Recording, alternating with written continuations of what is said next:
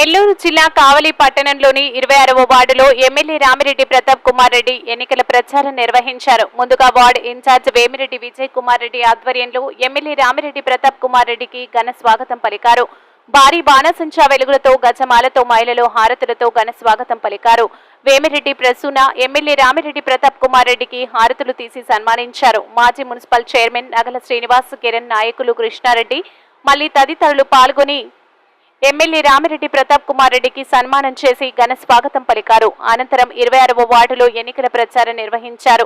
MLA Ramireddy Pratap Kumar Reddy మాట్లాడుతూ 26 వార్డులోని ప్రజలు చూపిన ప్రేమకు ఎప్పుడు రుణపడి ఉంటానని, ఇంత ఘన స్వాగతం పలికిన వార్డు ప్రజలకు, ఈ ప్రాంత నాయకులకు ధన్యవాదాలు తెలిపారు.